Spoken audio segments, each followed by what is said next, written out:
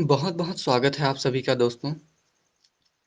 जैसा कि कल हमने अपने वीडियो में देखा था, भारत के भौतिक विभाजन के अंतर्गत उत्तर के विशाल मैदान की हम चर्चा कर रहे थे। उत्तर के इस विशाल मैदान की जिसका निर्माण गंगा, सिंधु और ब्रह्मपुत्र नदियाँ मिलकर करते हैं और उनकी सहायक नदियों का भी योगदान होता है। इनका निर्माण कैसे हुआ था और इस विशाल मैदान के अंतर्गत आने वाले इसके कुछ प्रमुख भाग हैं जिसकी हम चर्चा कर रहे थे। जिसमें हमने मुख्य तौर पर देखा था भाबर प्रदेश, तराई प्रदेश और कोंप प्रदेश के बारे में हम जान रहे थे। कोंप प्रदेश का उपभाग बांगर और खादर कहलाता है, जिसके बारे में हम चर्चा किए थे। हल्का सा एक झलक बताना चाहूँगा, कोंप प्रदेश होता क्या है। तो मुख्य तौर पर कहा जाता है कि जलोढ़ मृदा या बेहद नई-नई मिट्टी, एक ऐसी मिट्टी जो प्रतिवर्ष मैदानों में बिछाई जाती है नदियों के जल से। नदियों का जल प्रतिवर्ष बाढ़ के माध्यम से समतल धरातल पर फैल जाता है। बाढ़ यानी कि फ्लड। तो कहते हैं कि ऊपरी परत पर एक महीन चिकनी मिट्टी का निर्माण होता है और यह प्रोसेस हर साल होता है। प्रतिवर्ष लगातार इस तरीके से जो नई-नई मिट्टी गंगा के या उत्तर भारत के मैदानी भागों में बिछ जाती है, इसके ज़रिए बहुत उपजाऊ समतल मैदान का निर्माण होता है और आमतौर पर इसे ही हम कहते हैं जलोढ़ मृदा या नवीन जलोढ़ मृदा द्वारा निर्मित उपजाऊ मैदान, जिसे हम अमूमन कांप मिट्टी या कांप प्रदेश के नाम से जानते हैं। विशेष तौर पर कांप प्रदेश को बनाने के पीछे गंगा नदी का मुख्य योगदान होता है। गंगा नदी एवं इसकी अन्य सहायक नदियाँ। मुख्य तौर पर कांप प्रदेश को दो भागों में विभाजित किया गया है। यह है बांगर और खादर। कल मैंने आपको बांगर के बारे में हल्का सा एक झलक बताया था। थोड़ा सा आज हम खादर के बारे में देख लेते हैं।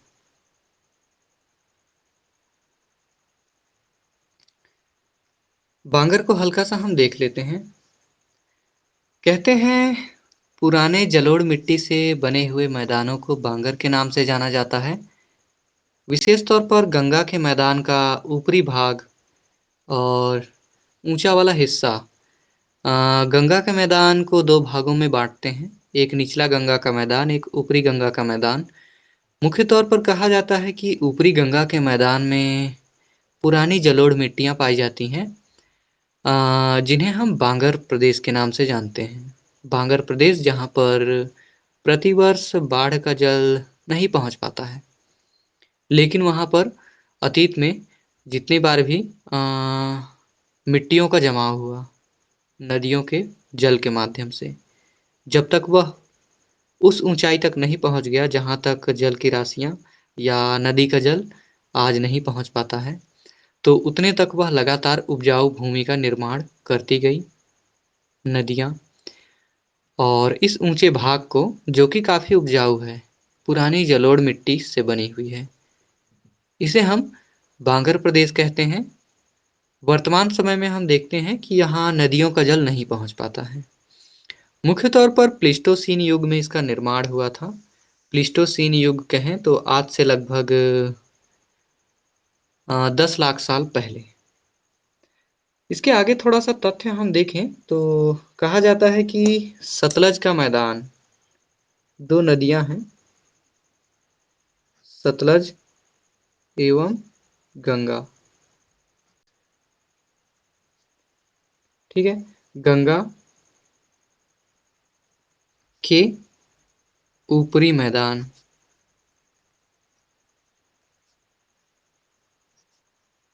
में अधिकता, कहने का सीधा सा अर्थ है कि बांगर प्रदेश की अधिकता विशेष तौर पर सतलज नदी और गंगा नदी के द्वारा जो निर्मित मैदान है उसके ऊपरी हिस्से में पाया जाता है, जो कि अपेक्षाकृत अधिक ऊंचाई वाला भाग माना जाता है। इसके बाद हम आते हैं दूसरा खादर प्रदेश। कौप प्रदेश के अंतर्गत उसका दूसरा भाग है, जिसे हम खादर के नाम से जानते हैं। खादर को थोड़ा-सा देख लेते हैं हम।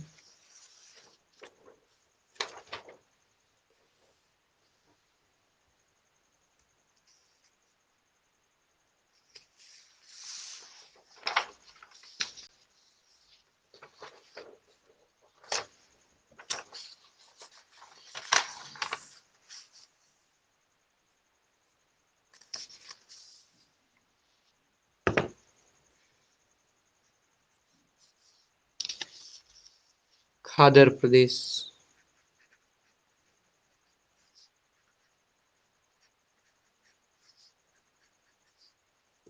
ये खादर प्रदेश होता क्या है? इसे अंग्रेजी में भी हम खादर ही कहते हैं।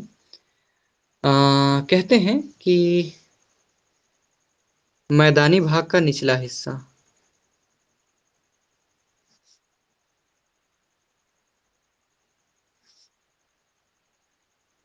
निचला मैदानी भाग अर्थात अ,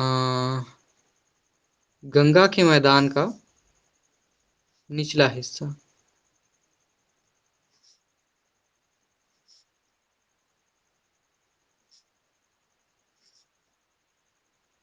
अर्थात मैंने बताया था गंगा का मैदान दो हिस्सों में बटा हुआ है, ऊपरी गंगा का मैदान और निचली गंगा का मैदान। तो निचली गंगा के मैदान के अंतर्गत अपेक्षाकृत कम ऊंचाई वाला भाग आता है, जहां पर प्रतिवर्ष नदियों का जल बाढ़ के रूप में फैल जाता है और मिट्टी की एक मोटी परत हर साल बहुत ही उपजाऊ परत बिछ जाती है, और इसी क्षेत्र को हम खादर प्रदेश कहते हैं।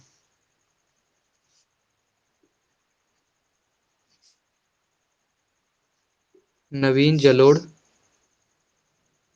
मृदा का जमाव अर्थात अ, प्रतिवर्ष बाढ़ के माध्यम से नदियों में घुली हुई मिट्टी आकर इन क्षेत्रों में बिछ जाती है, जिसे हम नवीन जलोढ़ मृदा का नाम देते हैं। इस तरीके से एक बाढ़ के मैदान या कछारी मैदान का निर्माण होता है।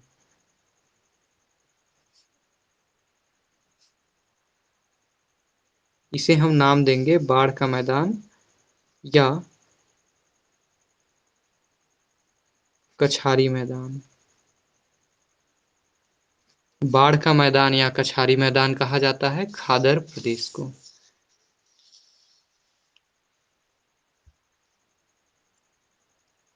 अगर इसके निर्माण की बात करें तो इसे भी कहा जाता है कि ये प्लीस्टोसीन युग में बना था।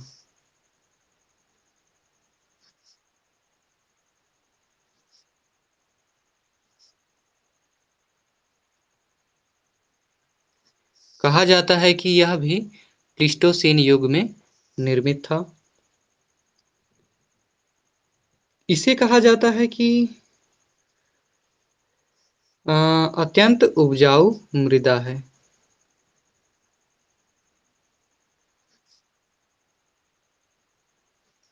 अर्थात खादर प्रदेश संभवतः भारत का सबसे उपजाऊ क्षेत्र है, जहाँ पर अनाज का सबसे ज़्यादा उत्पादन या किसी भी फसल का सबसे ज़्यादा उत्पादन होने का संभावना होता है। अर्थात उर्वर क्षमता इनकी बहुत ज़्यादा होती है। कहते हैं कि खादर प्रदेश जल का उत्तम संग्राहक होता है।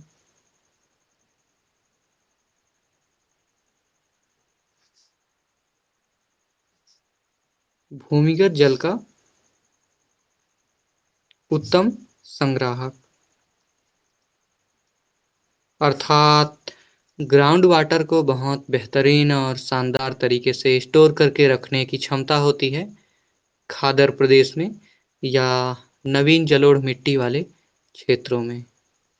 तो इस तरीके से कौप प्रदेश के ये दो अलग-अलग हिस्से थे।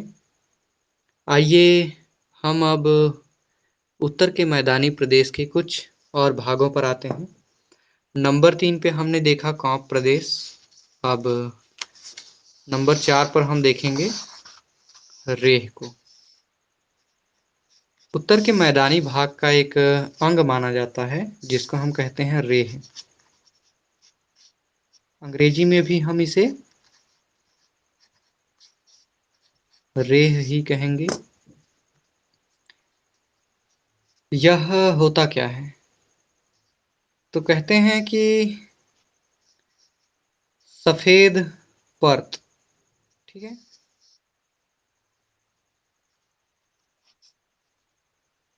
सफेद परत वाली मिट्टी, ठीक है? और अत्यधिक सिंचाई से निर्मित।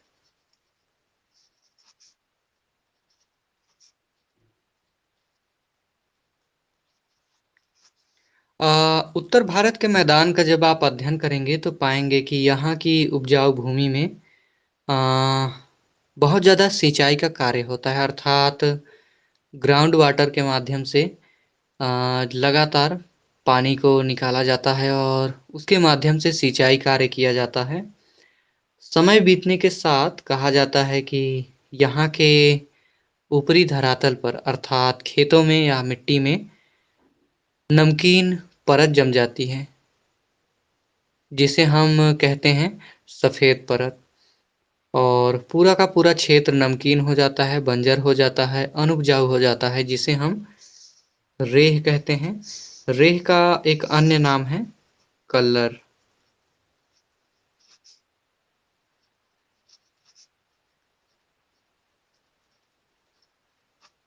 अर्थात रेह मिट्टी को कल्लर के नाम से भी जानते हैं। यह नमकीन प्रदेश बन जाता है, अर्थात मिट्टी की सफेद मोटी नमकीन परत भूमि के ऊपरी हिस्से पर बिछ जाती है, जो कि लगातार हर साल सिंचाई करने का ही दुष्परिणाम होता है, और भूमि पूरी अनुपजाऊ या बंजर हो जाती है। विशेष तौर पर हम बात करें पंजाब और हरियाणा,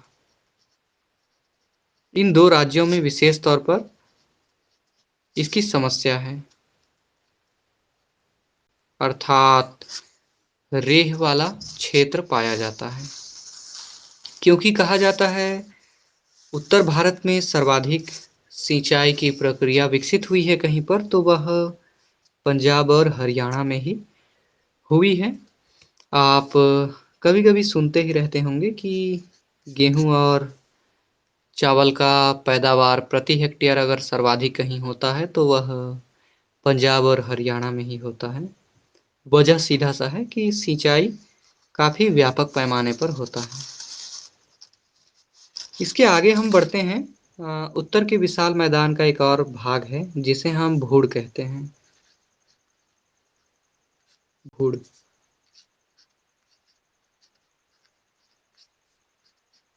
यह भूड़ होता क्या है?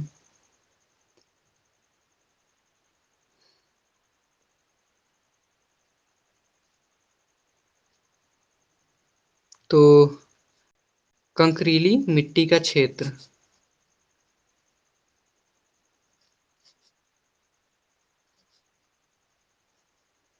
कंकरीली मिट्टी का क्षेत्र जिसे हम भूड़ कहते हैं,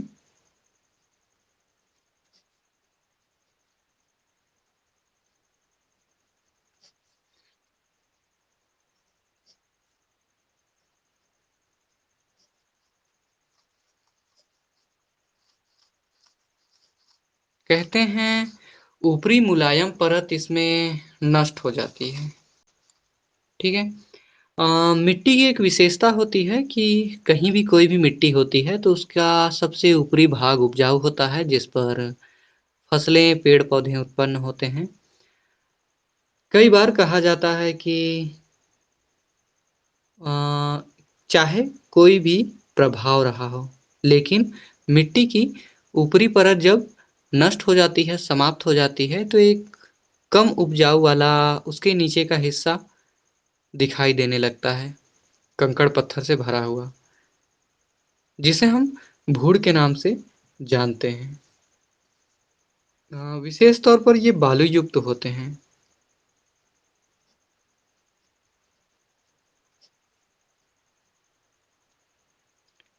विशेष तौर पर कहा जाता है कि गंगा और रामगंगा नदियों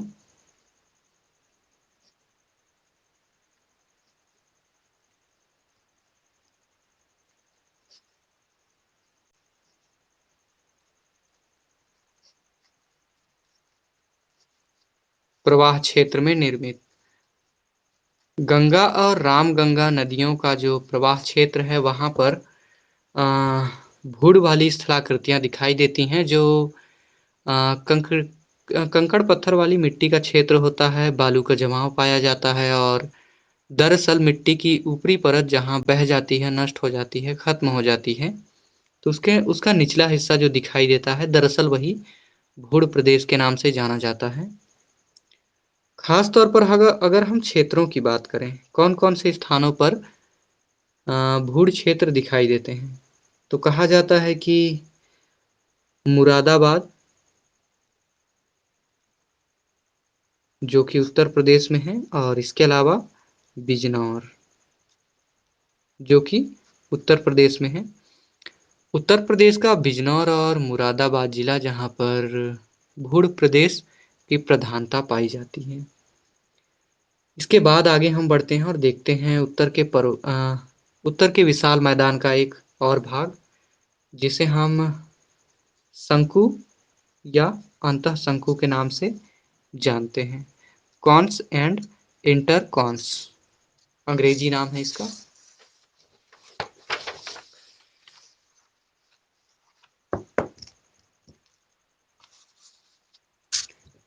छठे नंबर पर मैं लिखता हूँ शंकु एवं अंतः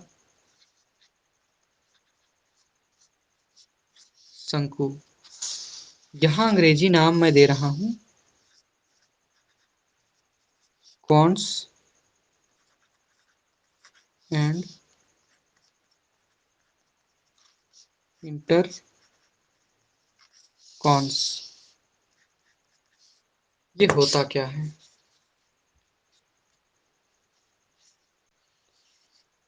तो कहा जाता है नदियों के निक्षेपण से निर्मित।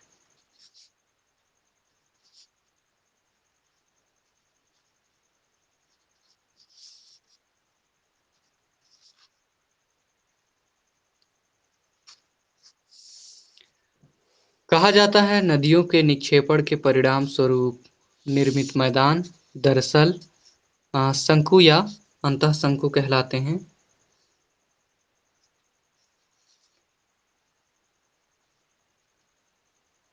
हिमालय से जितनी भी नदियां निकलती हैं,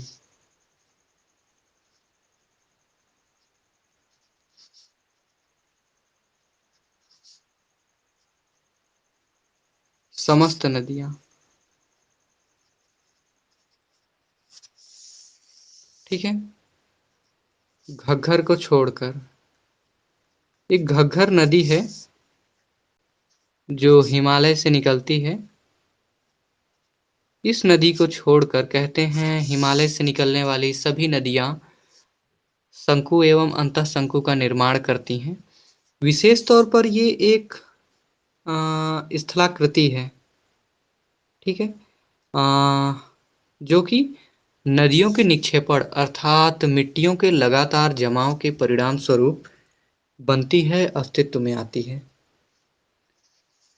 कहते हैं इसका जो आधार होता है अर्थात बेस, तो वो है मैदान की तरफ,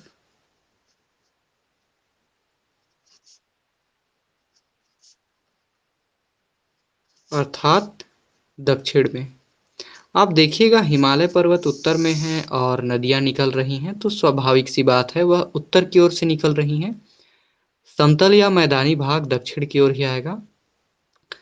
तो कहते हैं कि आधार या बेस होता है वो दक्षिण की तरफ होता है क्योंकि मिट्टियों का जमाव होता है। और उसके अलावा अगर हम इसका शीर्ष देखें, जहां से आरंभ होता है, तो वो है पहाड़ियां।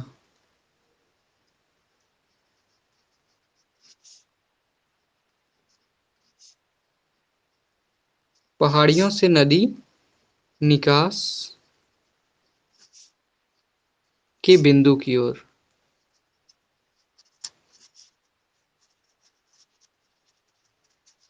अर्थात शंकु एवं अंतःशंकु का शीर्ष या फिर जो आरंभिक सिरा होता है, वह हमेशा वहीं होगा जहाँ से नदियाँ निकलती हैं। वहीं से लगातार मिट्टियों का जमाव आगे बढ़ते हुए मैदानी भागों में होता है और कहते हैं कि लगभग एक तिकोना सिरा बन जाता है। तिकोना क्षेत्र ट्रायंगल वाला जिसे हम शंकु का नाम देते हैं। इसके बाद हम आगे बढ़ते हैं।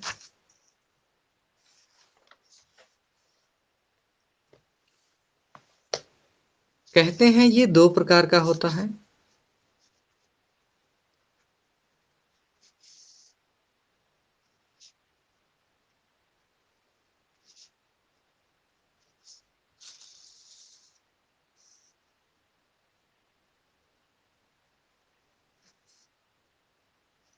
शंकु जो होते हैं वो 2 प्रकार के होते हैं।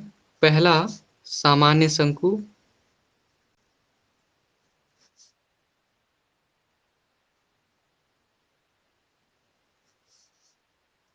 वहीं दूसरा मिश्रित शंकु।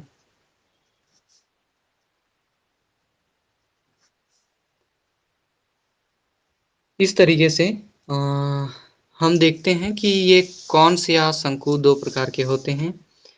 विशेष तौर पर यहाँ जिक्र करना चाहूँगा उन चुनिंदा नदियों की जो इन शंकुओं का व्यापक मात्रा में निर्माण करते हैं।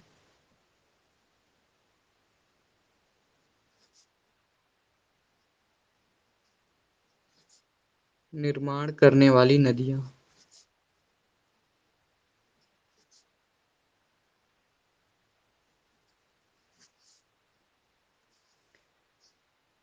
तो कुछ नदियाँ हैं जो काफ़ी ज़्यादा मात्रा में निर्माण करती हैं, जैसे गंडक, कोसी, तीसरा में लिखिएगा महानदी और चौथा में तीस्ता। इस तरीके से गंडक, कोसी, महानदी और तीस्ता नदियाँ इन नदियों को जाना जाता है बड़े पैमाने पर कौन से शंकु का निर्माण करने के लिए। ये तो था उत्तर के विशाल मैदान का एक भाग। अंतिम रूप से हम चर्चा करेंगे उत्तर के विशाल मैदान का एक बहुत ही महत्वपूर्ण हिस्सा जो नदियों के अंत में बनता है जिसे हम डेल्टा के नाम से जानते हैं। आइए चर्चा करते हैं डेल्टा के बारे में।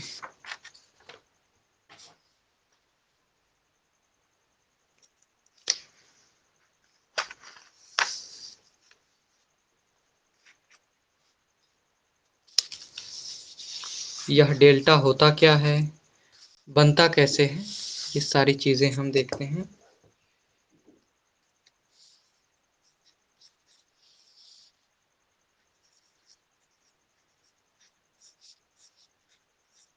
डेल्टा जिसे अंग्रेजी में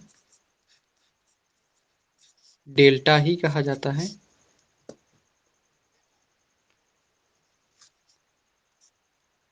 डेल्टा होता क्या है, तो कहते हैं कि नदियों का अंतिम भाग, नदियों के अंतिम सिरे पर निर्मित मैदान।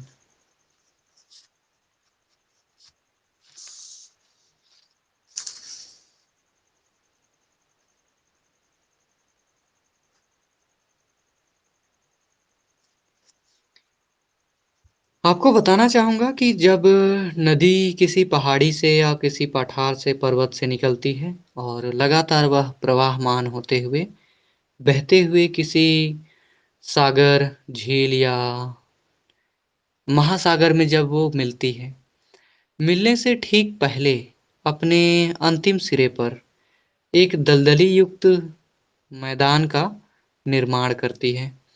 कहा जाता है नदियाँ, कोई भी नदियाँ हों, चाहे वह बड़ी नदियाँ हों या छोटी नदियाँ, अपने साथ बहुत ज़्यादा मात्रा में पानी, जल और उसके साथ कंकड़ पत्थर और अन्य अवसाद बहाकर लाती है।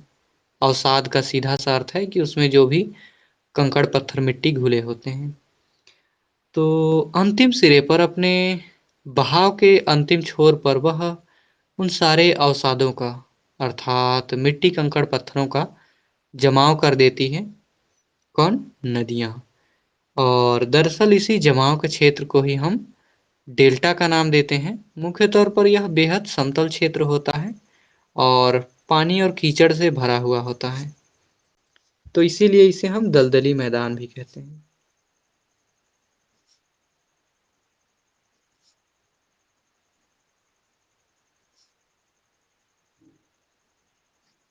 जल एवं कीचड़ युक्त अर्थात पानी और मिट्टी का एक निश्चित अनुपात होता है जो कि इसे एक दलदल या कीचड़ युक्त क्षेत्र का रूप देता है। ठीक है।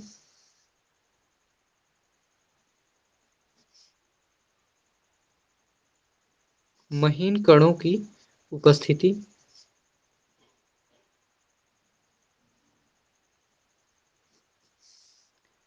कहते हैं कि विशेष तौर पर गंगा और इसके अलावा ब्रह्मपुत्र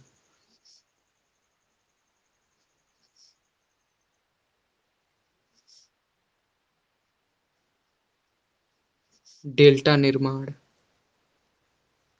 कहते हैं भारत में दो ऐसी नदियां पाई जाती हैं जिनका डेल्टा बहुत ज़्यादा चर्चित है।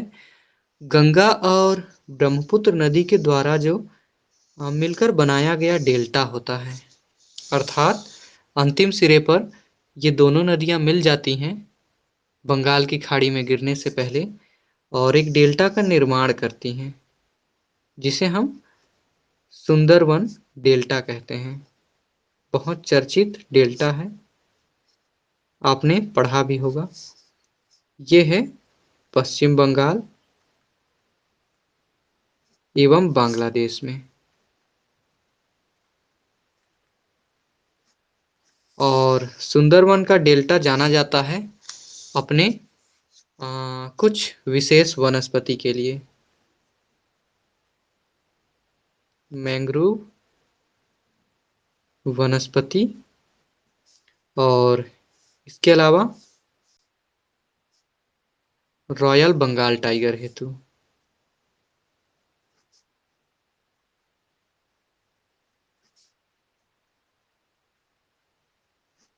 भारत का राष्ट्रीय पशु बाघ, जिसे हम रॉयल बंगाल टाइगर भी कहते हैं, उसका मूल निवास या मूल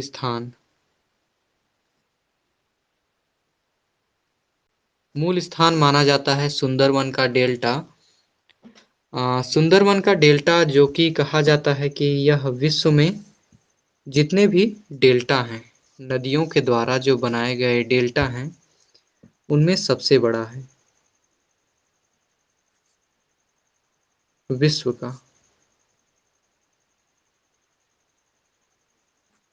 विश्व का सबसे बड़ा डेल्टा माना जाता है गंगा ब्रह्मपुत्र के डेल्टा को। अगर हम बात करें इसके लंबाई और चौड़ाई की,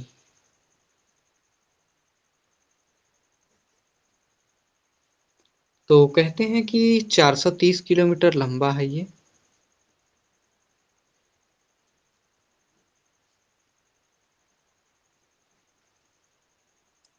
अगर हम चौड़ाई की बात करें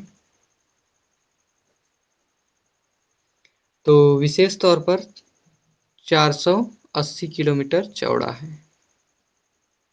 लंबाई की अपेक्षा चौड़ाई अधिक है। तो इन तथ्यों को आप ध्यान में रखिएगा। इसके बाद कल जब हम आएंगे तो देखेंगे हम कल अगले अपने वीडियो में